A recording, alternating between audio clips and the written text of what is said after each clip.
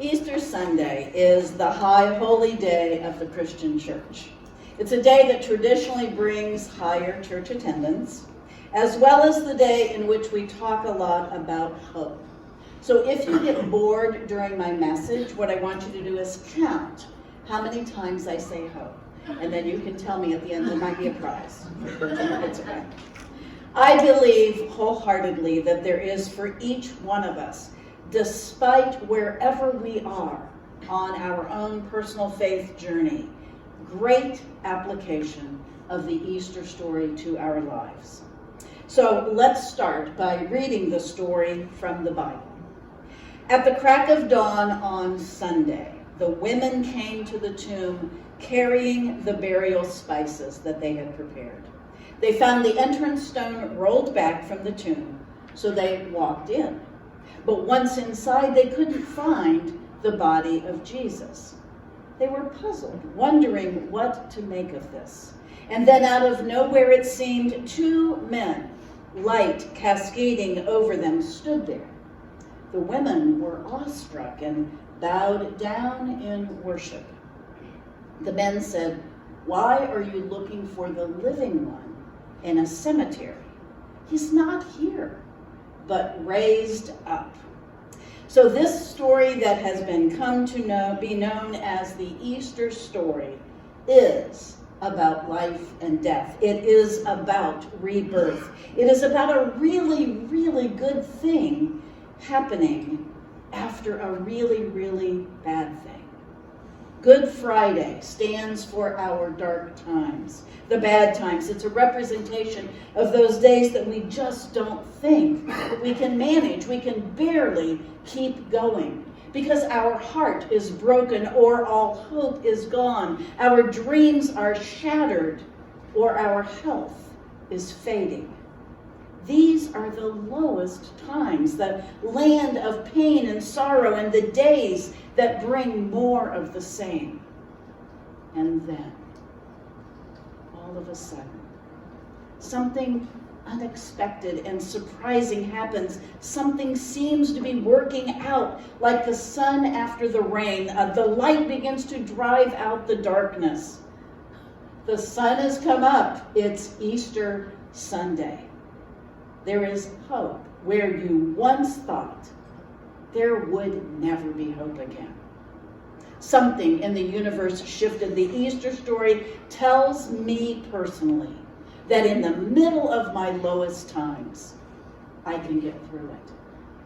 I can endure the period of darkness because the light will come back. In his book, A Tale of Two Cities, Charles Dickens wrote this very familiar passage. It was the best of times. It was the worst of times. It was the age of wisdom. It was the age of foolishness. It was the season of light. It was the season of darkness. It was the spring of hope. It was the winter of despair. The good times and the bad times, the swinging of the pendulum, the highs and the lows, each one coming when we least expect it. Our lives are filled with transitions, with moments that require us to move from one place to another, from one set of circumstances to another, from the known to the unknown. And some of the transitions we experience in our lives we do plan, but many of the transitions we experience are complete surprises. And most of those times, those surprises are not good news. So invariably, a life transition, a change, begins with a loss. The loss of a role, or the loss of a person, or the loss of a place, or the loss of our sense of where we fit into the world. And we all know that loss makes us fearful. Loss makes us anxious. Loss makes us angry. With each loss that we experience, we grieve. And then at some point, we must make a choice to try to move forward, to start all over again, to begin again with a new life, a new plan, a new resolve to live differently, to live better. In many ways, the story of Easter is a story of transition. It is that story of darkness to light, of frozen to warmth, of hideous to beautiful. Easter is a new beginning, new life, new hope. What was buried in a cave awakens to new life. And so on Easter Sunday, we give ourselves permission to begin again. Now, starting over is a step away from the past and into the rest of our lives. We know that, and there's nothing more exhilarating than a brand new experience. We all love brand new. It's like a brand new article of clothing. There is undeniable magic in brand new. But beginning again carries a different feeling. Starting all over again to break that bad habit, or to fix that broken relationship, or to overcome that fear that has trapped us. All of that requires incredible courage.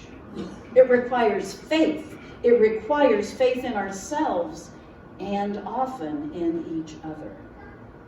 Beginning again is a step, though, that we do not have to take alone. Every frightening transition is made easier because God goes with us. Whether you feel it or not, God is with you. As Linda McCoy always says, there is a God who will always love you and will never, ever fail you. In the book of Joshua, we read these words: be strong, be courageous. Don't be afraid or discouraged, for God is with you wherever you go. I love the springtime. I love the moments when the green takes over the grass and the brown starts to go away. I love that sight because it makes me all excited. I know now that the darkness of winter and the cobwebs of dirty, muddy stuff is going to go away. Every single spring, it is a brand new miracle to me. It's a surprise. It's like I always forget, and here it comes. It's happening again. Oh my gosh, here they come. Those things up under, they were always there. Everything we ever believed and felt in good times were always there. All of our strengths and our goodness and our love, it's always been there, even when we can't see it. It's been hidden beneath the layers of loss and anger and frustration. Like the dead grass and the leaves cover up the green, it's just hidden, just below the surface, gone from sight, but it's been there all along, just waiting for the right moment to come back to us, back to life. So despite our darkness, the source of our sorrow or grief, whatever or whomever we lost, the debris that we have waded through, the physical or the emotional pain that has defined our lives, my friends, we are still alive. Better days will come. The green will come back. The muddy water will go away. The clouds will part and the sun will break through. So, on this beautiful Easter occasion, we have been handed the gift of another chance, a fresh start, new hope, not just today, but every day. The sun is going to come back up.